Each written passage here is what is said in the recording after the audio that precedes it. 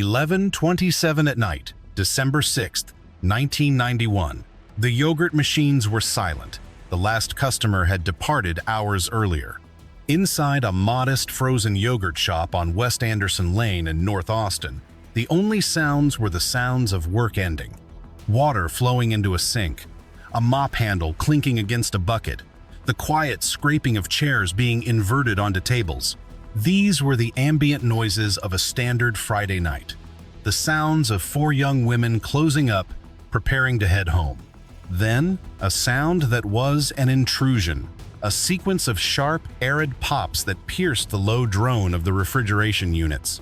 A rookie patrolman named Troy Gay was driving his route past the strip mall when he noticed the smoke. At first, it was just a faint smudge against the dark December sky, but then it thickened, darkened, and rose from the rear of the yogurt shop. He steered his vehicle closer, and it was then that he registered the sounds, the pops. He could not identify them, not at that moment. He reported it as a structure fire. Dispatch sent the fire units. Within minutes, firefighters had breached the door. The front of the shop presented as untouched. Chairs were stacked neatly on tables. The yogurt machine stood idle behind the counter. Everything was in order. Everything was still. As if the evening had concluded in the most ordinary way possible. But the back of that shop was an entirely different world. 15 minutes away, a homicide sergeant, John Jones, was in a van accompanied by a local television news crew. They were producing a documentary about crime in Texas. The camera was already recording, its lens rendering a grainy, unsteady image. The type of footage characteristic of 1991 video equipment. Then, his radio came to life. 2900 West Anderson Lane. A possible homicide. The van reversed its direction. As it entered the parking lot, the camera documented the scene. The rotating red and blue emergency lights reflected off the wet pavement. The smoke remained heavy in the air, and the faces of the officers standing outside were universally pale, quiet, their gazes lost to the middle distance. But the camera could not penetrate the smoke to see what waited inside. Jones emerged from the van and moved toward the entrance. The fire department had just suppressed the flames, but the air within the building was still dense. Water pooled across the floor. Smoke stratified near the ceiling. Inside, the entire world had been rendered in ash. There was no color, only muted grays and blacks, and the pervasive odor of burnt sugar with a sharp, metallic note beneath it, a smell that had no place in a yogurt shop. Then he saw her, a girl, near the restroom. She was on the floor, not prone, not curled. She was frozen in a posture of crawling. Her arms were outstretched before her, her body turned away from the rear of the building, reaching for the door, for the outside, for any place that was not this room. She did not succeed. Her name was Amy. She was 13 years old, the youngest person in the building. And in the final moments of her life, she had tried to pull herself towards safety as the world around her ignited. She made it to the prep area beside the restroom, only a few feet from the door that led to the outside. That is where her struggle ended. Evidence would show that she was restrained and had been subjected to extreme violence before her death. It was immediately apparent this was no common robbery. The scene within was beyond all comprehension. The victims had been secured with their own clothing and silenced with improvised gags. It was a cold and systematic execution that left the investigators in a state of profound shock. It was a degree of brutality the city of Austin had never before encountered. Jones stood in the center of that space, with water dripping from the ceiling and smoke moving in the corners. The camera crew behind him recorded footage destined for a courtroom, and the only thing on his mind was the faces of those girls. I can still see the inside of that place. That stuff is burned in my mind forever. There has never been in Austin a more ugly crime. Forensic analysis later revealed that 2 separate weapons were utilized in the assault. The ballistics evidence indicated that more than one assailant may have been present in the girl's final moments. 2 different firearms used on a 13-year-old girl suggested an event far worse than a robbery that had gone wrong. It suggested a level of cruelty that more closely resembled a formal execution, and proving any aspect of it was going to be almost impossible. The fire had consumed the physical evidence. Smoke and soot had coated every single surface. The firefighters had saturated the back of the shop with high-pressure hoses, but the water that was meant to save the building became the greatest asset for the killer. It washed away the trace evidence he might have otherwise left behind. Footprints, fingerprints, fibers. Jones knew at that moment this would not be a typical case. He requested every federal resource he could think of.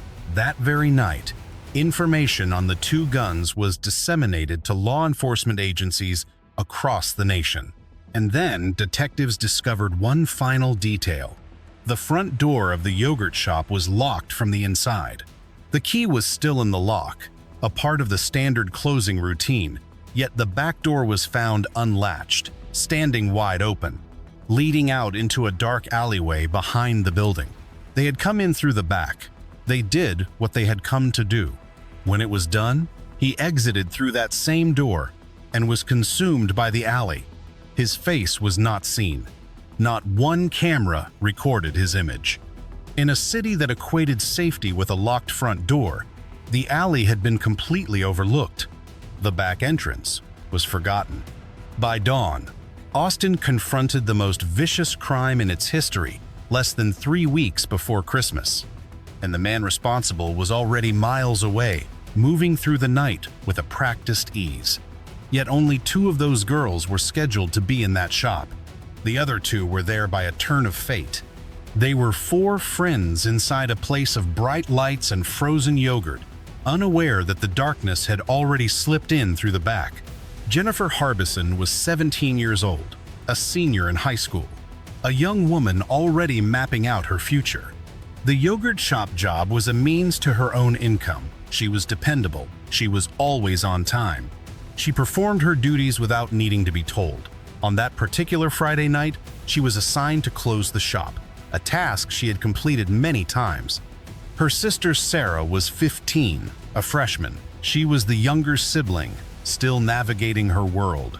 She was involved in sports. She was a member of school clubs. She was embracing the life of a typical 15, making friends, having fun, being a teenager. To their parents, Jennifer and Sarah were their only children. Her mother, Barbara Harbison, had built her world entirely around those 2 girls. Every ambition she held for the future, every dream she possessed, was tied to Jennifer and Sarah. They were not merely her daughters, they represented her entire existence. Eliza Thomas was also 17. That night, she was the shift supervisor at the yogurt shop. She was the one in command. Eliza had a great love for animals. She was carefully raising a pig to compete in a livestock exhibition just months away. She had a younger sister named Sonora, who idolized her above anyone else. Sonora was 13 years old, the same age as the youngest victim found in the shop. And finally, there was Amy Eyes, 13, the youngest of the group. At her core, Amy was a country girl. She loved every animal she encountered. She aspired to grow up to be a veterinarian. Her father, Bob, affectionately called her his girl. Her entire life was laid out ahead of her, a future full of promise, and then it was gone. Amy was not meant to be there that night. Neither was Sarah. That Friday, Sarah and Amy had been at North Cross Mall, just 2 blocks away from the yogurt shop. When it was time to leave, they walked over to get a ride home from Jennifer after she finished her closing duties. A string of small, ordinary choices brought them to that location. A missed ride, a choice to walk rather than call another person, a few additional minutes spent at the mall. Had the evening progressed just 5 minutes faster, 2 of those girls would have made it home. But time did not move faster. Eliza and Jennifer were the only 2 employees on the schedule that night. They had executed this closing routine dozens of times, locked the front door from the inside, leaving the key in the lock as a physical reminder, stack the chairs upon the tables, count the cash, secure the deposit in the safe, wipe down the surfaces, fill a mop bucket, clean the floors. Then exit through the front, lock it, and place the key in an envelope, sliding it under the door. It was a process they could perform from memory. But on this night, there were 4 girls instead of 2, a fact the assailant could not have predicted. He may have been observing them. He may have known that 2 employees would remain inside after the doors were locked, but the last-minute arrival of 2 more girls needing a ride was an event no one could have anticipated. It was happenstance of the cruelest kind.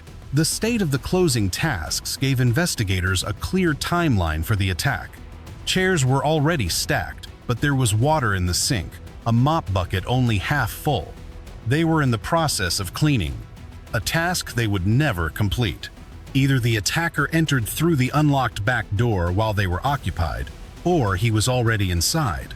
It is theorized he could have walked in before closing, sat quietly, and watched the last of the customers leave, and when the front door was locked and the girl's attention was elsewhere, he remained, sitting in a corner, watching, patient, knowing precisely what he intended to do. In either scenario, by the time they knew something was wrong, the front door was locked, and he blocked the only path to escape. The news began to reach the families during the night, phone calls that irrevocably shattered their worlds. Barbara Harbison lost both of her daughters. Not one, but both. Jennifer and Sarah, her only children, were gone, taken from the same room on the same night. They would later offer a statement that still carries weight more than 3 decades on. My life was sort of focused around them. From here until eternity, someone took eternity away from me. Let that statement linger for a moment. Someone had taken eternity from her. Bob Eyes lost his young daughter, the one who wanted to be a veterinarian, the one who cherished every animal she met. He would not be there for her graduation, would never see her begin veterinary school, would never watch her grow into a woman. He was left with only the memory of who she had been and the stolen promise of who she was to become. I want to see her graduate. Her family had dreams of her becoming a veterinarian. She was her father's daughter. Then there was Sonora Thomas, Eliza's younger sister, who was 13 years old. When she learned her older sister was gone, her mind could not process the reality. For several days, Sonora clung to a desperate narrative that Eliza had somehow managed to escape, that she had simply run away, and that any moment she would return through the front door, unharmed and ready to be home. Sonora recalls that feeling. I remember fantasizing for days that my sister had somehow escaped and run away and that she was going to come back. That is what I was holding on to. But Eliza never returned. And within the Thomas family, something fractured in a way that could not be repaired. They stopped speaking her name, not for weeks, but permanently. The name Eliza vanished from dinner conversations, from car rides, from the moments before sleep. This silence became their method of survival. As Sonora explains, my family never talked about my sister after she died. She adds, never. It is too painful. The killer's actions reached far beyond the 4 girls taken that night.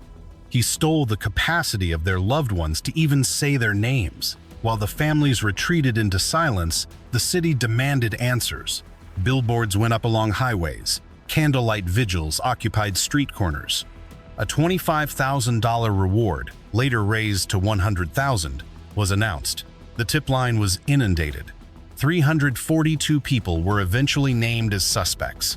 The first substantial lead in the case surfaced just 8 days later at the North Cross Mall. It was the same shopping center where Sarah and Amy had been the night they walked to the yogurt shop and never returned. A 16-year-old was stopped by mall security. In his pocket was a loaded .22 caliber revolver, the same type of weapon used to kill the girls. His name was Maurice Pierce. After hours of questioning, after crime scene photographs of the victims were placed before the 16-year-old, he provided a statement. He confessed to being the driver of the getaway vehicle. He implicated 3 friends he claimed were responsible. First, Forrest Wellborn, known as the Quiet One. Then Michael Scott, the follower, and Robert Springsteen, the individual Pierce accused of pulling the trigger. For the first time, the task force had names, faces, and a direction. The entire story unraveled almost immediately. Detectives equipped Maurice with a concealed microphone and sent him to meet with Forrest, while investigators monitored from a nearby surveillance van. Maurice asked him directly, "Were you serious when you said you killed those girls?" Forrest's reply was that no, he had been joking. Then he offered something that stunned the listening detectives. "How could I have done it? I was with you all night." Forrest seemed to have no idea what Maurice was talking about. When investigators questioned Michael Scott and Robert Springsteen, both of them also denied any involvement. All 4 teenagers were released. There was not enough evidence to charge them, but their names remained active. The search continued, growing more desperate and straying ever further from the truth. 2 months in, a tip about an occult group discussing the murders led police to raid a local woman's home. Officers entered the residence to find rat bones and theatrical props. It was role-playing, not a criminal conspiracy. It was not a breakthrough.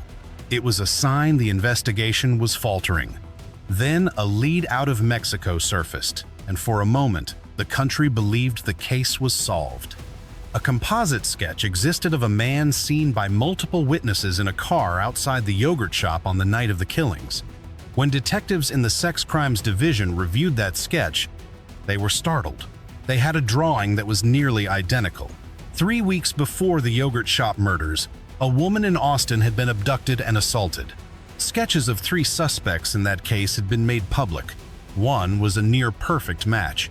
A tip indicated the suspects were in Mexico. 2 were apprehended and taken into custody. Then, Mexican authorities delivered an announcement that spread through newsrooms nationwide. The men had confessed to the yogurt shop murders. Mexico stated its intention to prosecute them for the crime. It was national news. The families allowed themselves to hope. But the confessions were merely justice on paper. They looked convincing, but they did not align with the physical evidence at the scene. The men described the wrong caliber of weapon. They gave an incorrect layout of the shop. When Detective Jones flew to Mexico to re-interview the suspects, they recanted almost everything. The confessions appeared to have been coerced. It was another lead that created hope for the families, only to snatch it away. This became a recurring pattern. Over the subsequent 3 years, 6 different people confessed to the yogurt shop murders. 6. All of them documented, all on the record. 6 different individuals sat in interrogation rooms and claimed responsibility for one of Austin's most heinous crimes. Every single one was lying. Not one confession could be substantiated by the evidence. The very word confession had become meaningless in this investigation. That reality would become critically important when the case resurfaced years later. The toll on Detective Jones was becoming apparent.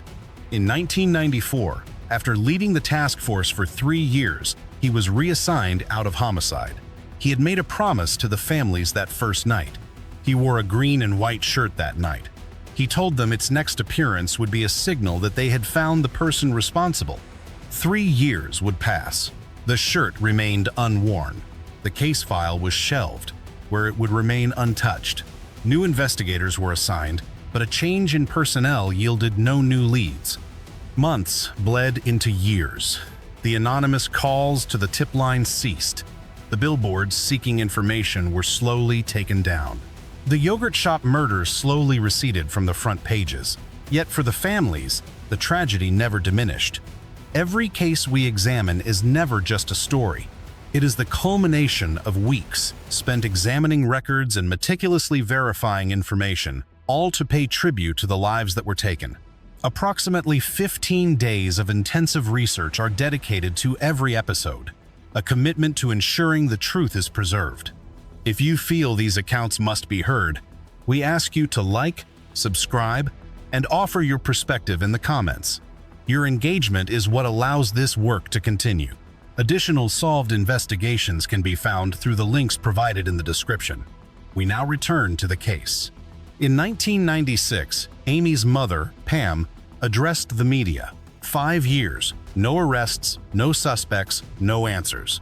She noted that the perpetrators were likely living ordinary lives, unchanged by their actions. while her family's world would never be the same. That very year, Eliza's mother, Maria, left Austin behind. She could no longer endure the constant encounters, the inquiries from people on the street about the case. Every corner held a memory, a perpetual reminder of her loss. She departed the city that had stolen her daughter because remaining there was a form of continuous torment. For another 5 years, the case remained cold. The case file collected dust in a cabinet, while the individual responsible for the girls' deaths lived freely, somewhere out in the world. Then, in October of 1999, a new team of detectives revived the investigation. They held the conviction that the original inquiry had pointed to the right suspects, and they developed a plan to prove it. They had no new forensic material to work with, not a single fingerprint, not one fiber. Their entire strategy rested on a theory, and they had a specific tool to implement it: a detective named Hector Polano.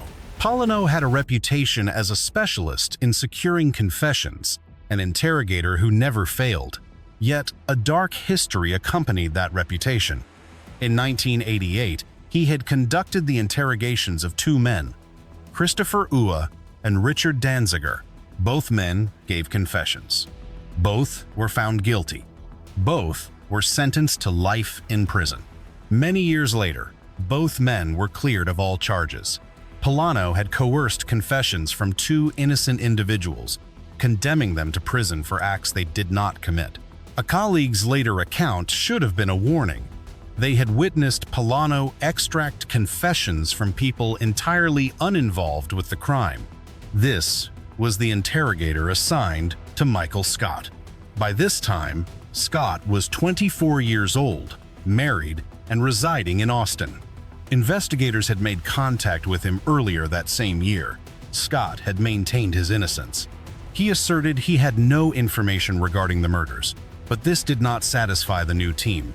They escalated the pressure, bringing in additional detectives before finally introducing Polano. The interrogations were relentless, one detective after another, for 4 consecutive days, until Scott, who would later characterize the experience as a relentless cycle of pressure and fatigue, finally broke. The result was a written statement, 8 pages long. 18 hours of interviews were recorded, in which he recounted a plan to rob the yogurt shop with Maurice, who was allegedly armed with a .222. He claimed Robert carried a .380, while Forrest stood watch outside. According to his statement, they gained entry through an unsecured back door, and the robbery quickly escalated. In his telling, the girls were bound. They were crying. Then shots were fired. A fire was set to cover the crime, and they fled the scene. He described hiding beneath a bridge, a place where he claimed to have vomited. He also stated that during the same weekend, they stole a Pathfinder and traveled to San Antonio. Certain elements of his story seemed to contain information an innocent man could not possess. Scott, for instance, mentioned that the front door had been locked from the interior. He made reference to a drop safe. He detailed how the victims' bodies were positioned one atop the other. He stated the fire was intentionally set directly upon the victims. None of these facts had ever been released to the public. This leaves only 2 possible explanations. Either Scott was present in the shop and knew these details from first-hand experience, or the information was fed to him by detectives, piece by piece, over the course of 4 grueling days. The recorded interviews reveal their own narrative.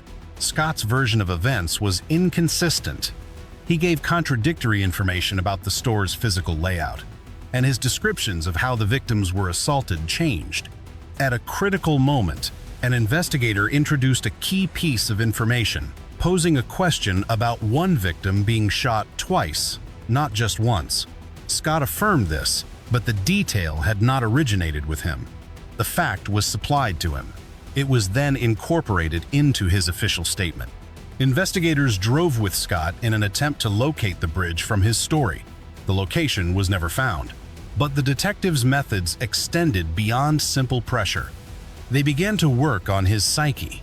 Both Scott and later Robert Springsteen were informed that memories could become blocked, but with proper techniques, they could be retrieved. Both men were subjected to hypnosis. A psychologist, Dr. Robert Schmür, would later testify that suggesting to a suspect that his memories could be recovered was more than just a breach of ethics. It was profoundly dangerous. He explained that such a method could lead an individual to genuinely believe they were guilty of an act they had not committed. The investigators had moved beyond simple questioning. They were now attempting to access the suspects' minds and alter their recollections. For Michael Scott, the line between truth and the story he was told had completely dissolved. He would later attempt to describe the experience. He spoke of psychological elements he could not comprehend. For a time, he genuinely questioned his own innocence in the crime. It is a chilling consideration.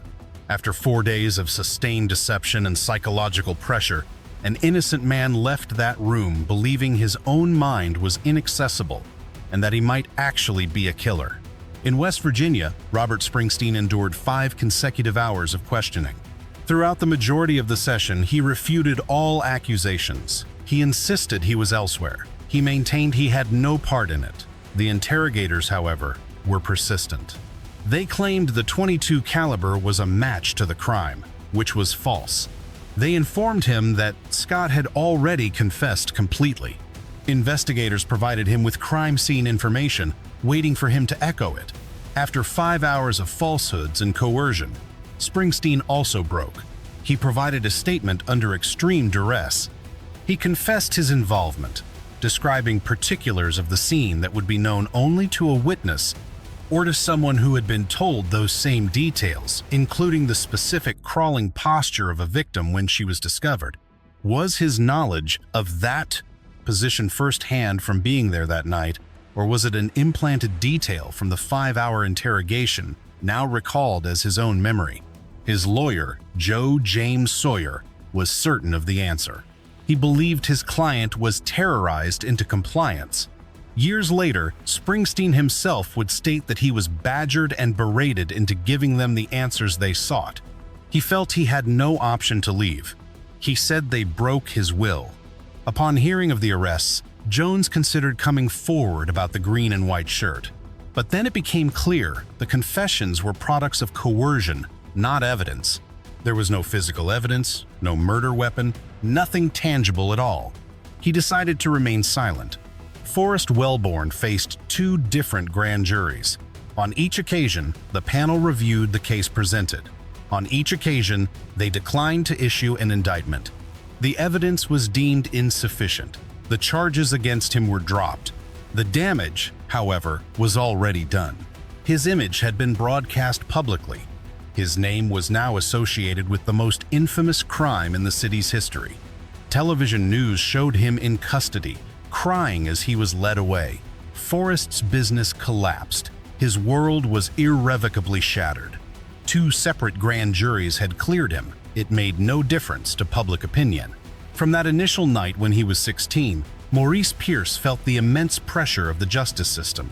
It became a constant burden, fueling a paranoia, a rage, and a profound suspicion of all authority. According to friends, the trauma of those first interrogations fundamentally altered who he was.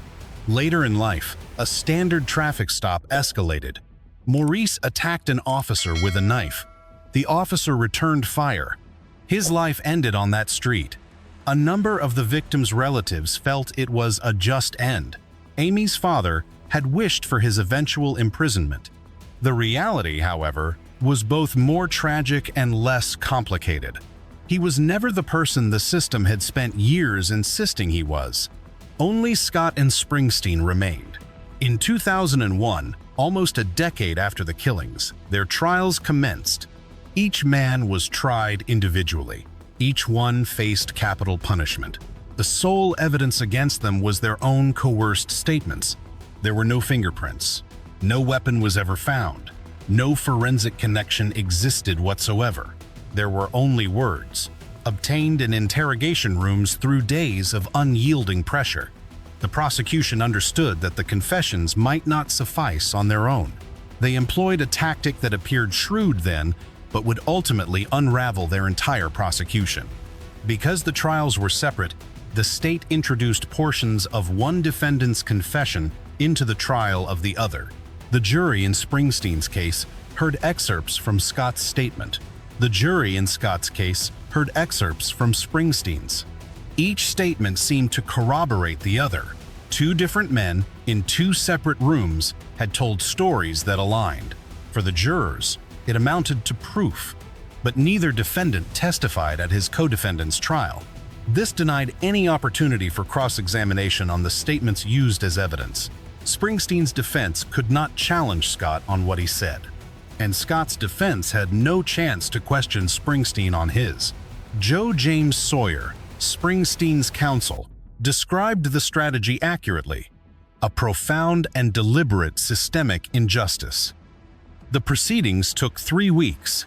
Deliberations lasted 13 hours. The jury then returned. Their verdict was guilty of capital murder. Robert Springsteen was sentenced to die. A man whose DNA would eventually establish he had never been inside that shop was now on death row, awaiting execution for the events of that night.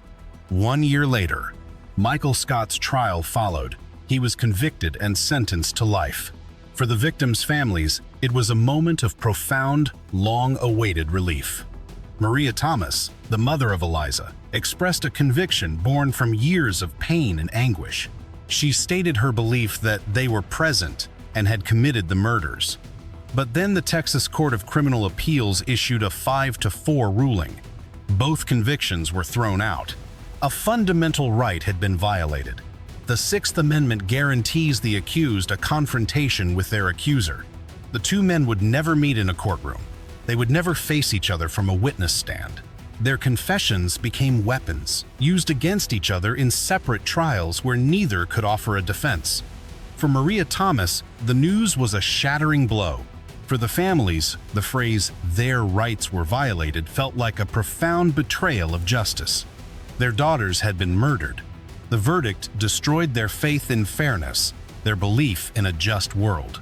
But the collapse of the case was not over. A new district attorney, Rosemary Lemberg, took office. She intended to retry both men. To fortify the case, her office ordered DNA testing on evidence that had been collected from the victims in 1991. The specific method was called YSTR analysis, a technique that exclusively searches for male DNA. From one of the girls, believed to have been assaulted, a partial male profile was recovered. The results came back, and no one was prepared for what they revealed. The DNA did not match any of the suspects. Not Scott, not Springsteen, not Pierce, not Wellborn, none of them. This directly contradicted Springsteen's confession, in which he claimed to have assaulted one of the girls. The DNA from that specific victim did not belong to him. The science stated he was not there. The detective's entire investigation, the jury's firm beliefs, the family's decade of certainty, all of it was undone by a single lab result. All charges were dismissed.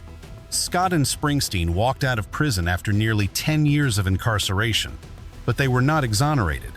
A retrial remained a possibility. They were free, but the accusation followed them, a permanent stain on their release. The investigation was back at its beginning. The only clue was the genetic signature of an unknown man sitting in a lab, belonging to a person never seen.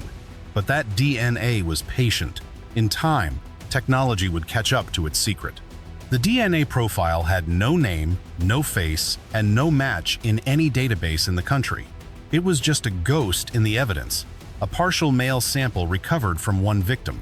But it was real, and it belonged to someone who had been inside that yogurt shop on the night those 4 girls were killed. If the suspects did not leave that DNA, then the question was, who did? Defense attorney Amber Fairley had spent years fixated on that question. She had reviewed every witness statement from the night of the killings. 2 figures recurred in the files. 2 men who had never been identified.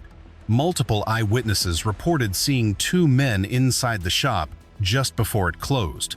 They were described as wearing fatigue-colored jackets. They were observed hunched over a table. their heads close together in what was described as a quiet, intense conversation. A married couple who patronized the shop that evening recalled the men staring at their own reflections in the large glass window. And when the girls began locking the doors, the two men were still sitting there. They were never located. They never came forward to police. Their identities were never learned. But one witness provided a much clearer picture. His name was Daryl Croft. He was the owner of a private security company. On the evening of the murders, at around 10 o'clock, he had stopped at the shop for something to eat. While in line, another man approached him and posed a strange question. He was asked if he was a police officer. Croft said no. The man then walked to the counter. He purchased only a single soda. He then moved past the service counter and past the yogurt machines. He went through the doorway leading to the back of the building, toward the storage room and restroom, and he did not re-emerge. Croft took notice. He asked Eliza Thomas why she allowed a stranger behind the counter. Eliza, who was known for her kindness, said the man simply asked to use the restroom. She gave it no second thought. She was 17 years old, dutiful and trusting. There was no reason for her to be alarmed by a customer asking for the bathroom, but Croft felt a professional instinct, a sense honed by years in security work. Something about the man was wrong, so he decided to stay. He sat in that shop for nearly 20 minutes, watching and waiting to ensure the girls were all right before he departed. The man in the fatigue jacket never returned from the back. Croft later gave a thorough description. A white male, approximately 6 feet tall, with a medium build, dark hair, a pointed nose, and a deep voice. He was clean-shaven, in his mid to late 20s. Over the years, he attended multiple police lineups. He was shown photographs of every arrested suspect but could not identify any of them because the individual he saw was not a teenager. He was a grown man, calm and deliberate. The kind of man who asks a 17-year-old for permission to use a back restroom, only to disappear inside a building where 4 teenagers are about to be left completely alone. For years, that description lay inside the case files, collecting dust, an identity waiting for a name. In 2017, an Austin police investigator ran a search on a public online DNA database and got a positive result. The partial profile from the yogurt shop appeared to correspond to a sample already present in the system. For the first time in more than 25 years, there was a potential link to a real person, but there was still no name. The DNA evidence was submitted anonymously by the FBI. Its source was a federally convicted criminal or a detainee in their custody. Citing federal privacy statutes, the Bureau refused to provide a name. Investigators in Austin continued to press them. The FBI would not yield. An insurmountable wall of bureaucracy now stood between the families and any hope for the truth. Thwarted officials escalated the matter to United States Congressman Michael McCall. He pursued the FBI for years, engaging in a relentless cycle of requests. Finally, in 2020, the Bureau consented to more advanced testing. The original sample from the crime scene contained only 16 markers. 16 markers is a profoundly weak profile, one potentially shared by millions of individuals. The new analysis generated 25, and then the promising lead collapsed. Some of the newly identified markers were not a match. The FBI sent a formal letter confirming the result. The male donor of their sample was conclusively eliminated. What had seemed to be the most significant break in the entire history of the investigation was just another dead end. Sonora Thomas, who was 13 years old when her sister was murdered, endured years of crippling panic attacks and inexplicable physical pain. Therapy would eventually help her realize that all of her symptoms were a direct result of the murder. She used that painful insight to forge a new purpose, becoming a therapist to help others bearing the kind of invisible wounds she had carried since her youth. When the day came for her to be married, she had a single flower set upon an empty chair at the ceremony, the space where her older sister should have been. In 2015, Sonora also lost her mother. Maria Thomas had relocated from Austin years before. finding the daily reminders of her loss too much to bear. She had sat through a trial, watched as convictions were announced and then later invalidated, and ultimately passed away, never knowing who took her daughter Eliza. There is a unique torture in a case remaining unsolved. It is a constant presence. It is always there. Jones had long since retired and moved away from Texas, but retirement had not brought him peace. 30 years later, insomnia was still his companion. He still bore the memory of what he had witnessed that night, and the unfulfilled promise he had made to the families remained a heavy burden. Then, in 2022, Detective Dan Jackson took possession of the case file. He was patient and methodical. Unlike some of his predecessors, Jackson did not approach the case with a preconceived theory in need of validation. He moved backward through the entire record, every confession, every witness statement, every single forensic report. He identified contradictions in suspect statements that other detectives had either failed to see or had consciously disregarded. He wasn't pursuing a story, he was pursuing the truth. And Jackson possessed a tool that no detective before him had ever been able to access. He had entree to databases and DNA technologies that were simply science fiction in 1991, 2001, or even 2017. He focused his attention on a single piece of evidence, a small item that was collected the night of the murders, then cataloged and stored away for over 3 decades. A lone .380 caliber shell casing recovered from a floor drain inside the yogurt shop. It had remained there, waiting for someone to finally understand its importance. Jackson sent the casing to the National Integrated Ballistic Information Network, a nationwide database that connects firearms evidence from disparate crime scenes. That very same afternoon, his phone rang. He had a hit. It was linked to an unsolved homicide from 1998 in Kentucky. The .380 caliber handgun fired inside the Austin yogurt shop had evidently been used to kill again 7 years later, hundreds of miles away in another state entirely.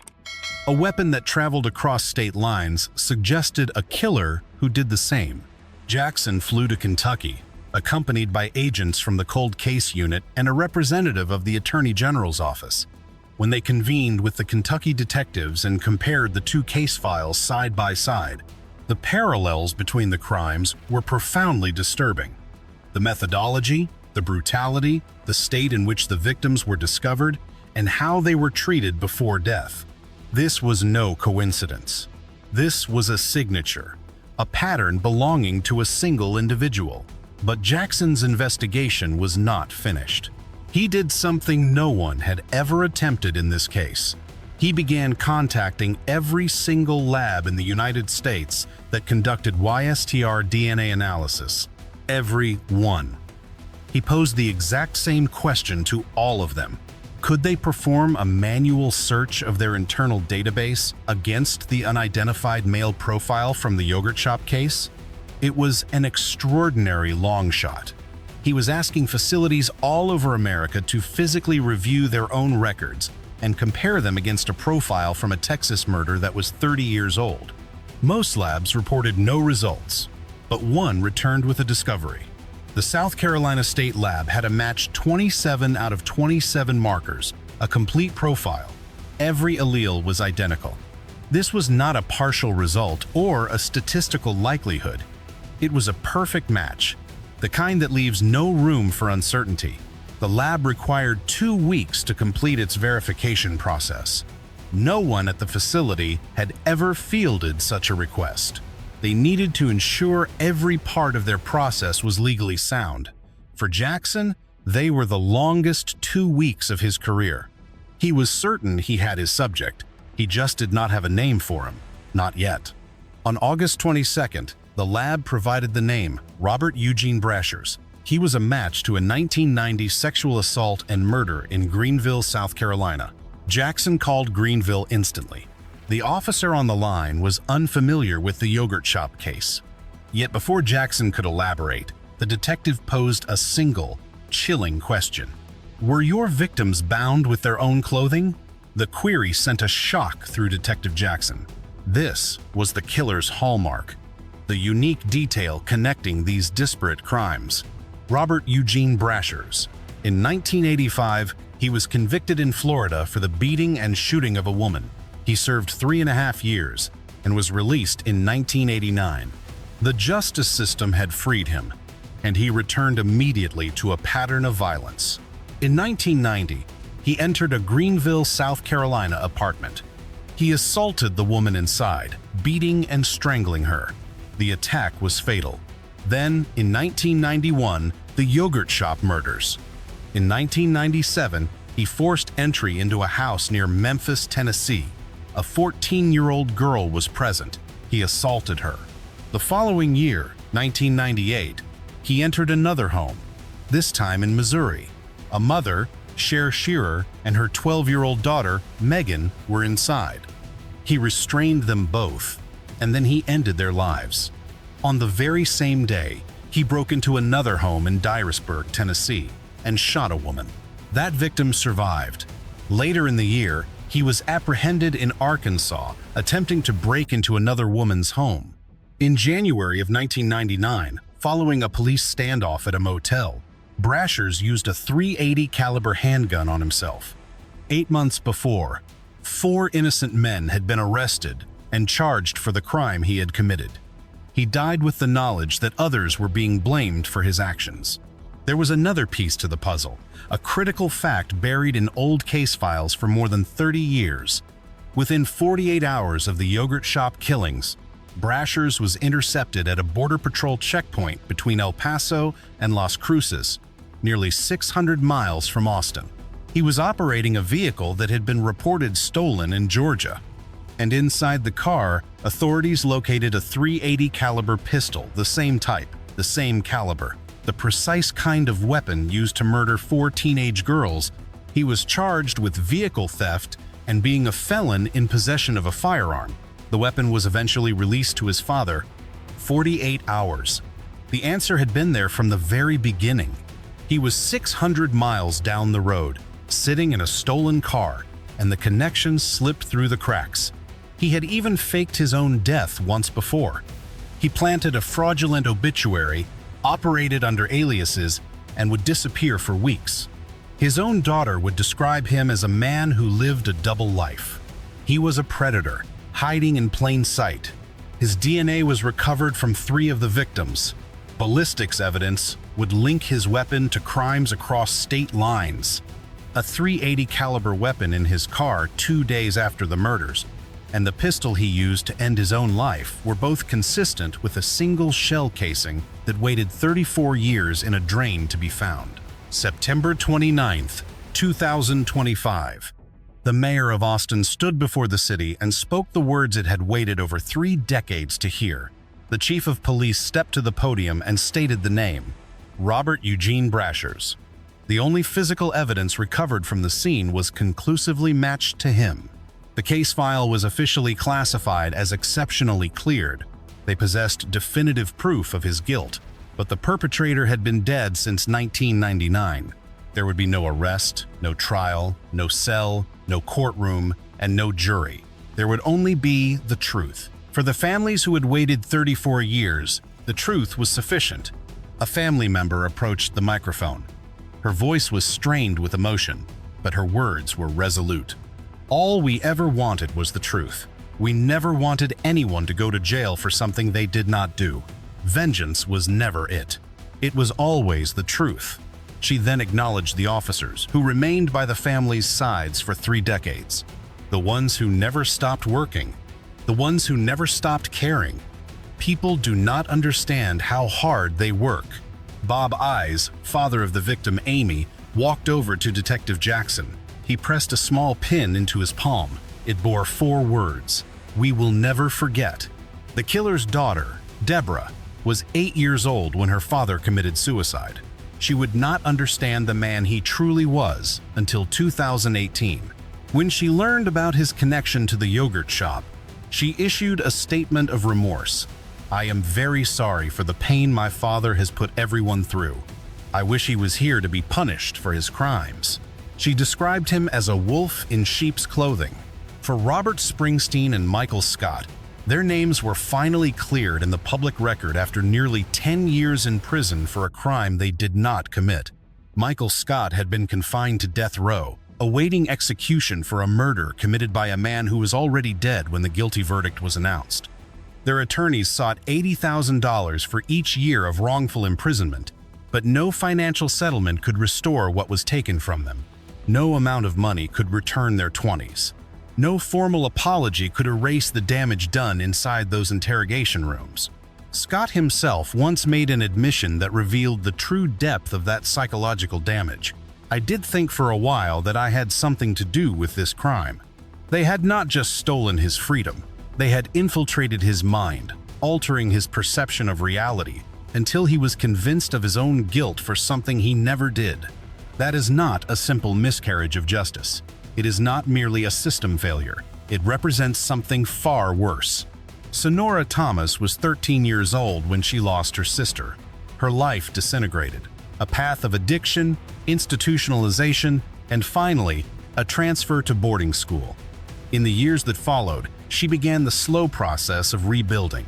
She became a therapist, a choice made to help others navigate the very wounds she herself carried. On her wedding day, a single chair was left vacant. It was a silent testament to where Eliza should have been. Her mother, Maria, never lived to see that day. In 2015, she died, never knowing who was responsible for her daughter's death. And at the beginning, there was Detective John Jones. He was the first investigator to enter that yogurt shop on December 6, 1991. It was the start of 34 years without rest. For 34 years, he carried the memory of what he saw. He wore a green and white shirt that one time, the night of the killings. He made a promise to the families that he would wear it a second time only after the killer was identified. For 34 years, that shirt was kept in a closet, waiting. Much like the families, much like the evidence. Finally, the time had come for John Jones to take it from the hanger. A 13-year-old girl attempted to crawl for her life but did not survive. A mother was forced to endure the loss of both her daughters in the same space. A sister became unable to say her name aloud because the grief was too immense to bear. A father was denied the chance to watch his daughter grow up. A detective wore an item of clothing once, then waited 34 years to wear it again. And in a floor drain, a lone shell casing waited just as long to tell its story. The truth required 34 years to emerge, but it did emerge. The case's conclusion raises profound questions about the men who were wrongfully accused and the compensation owed for the years that were stolen from them. One can only speculate on the number of lives that could have been saved if this technology had been available in 1991. Not just the young women in the shop, but every other individual Brashers is believed to have victimized after that night. It took 34 years to solve this crime. The outcome is a stark reminder of how many other unsolved cases might just be a single DNA December profile away from being closed forever. 4 young women were closing up a yogurt shop in Austin, Texas. The youngest was 13 years old. Her name was Amy. In her final moments, she crawled toward the door, reaching for the outside, for safety, for life. She almost made it. She never did. What followed was one of the most haunting, unsolved cases in American history. 34 years of grief, of false convictions, of families shattered beyond repair.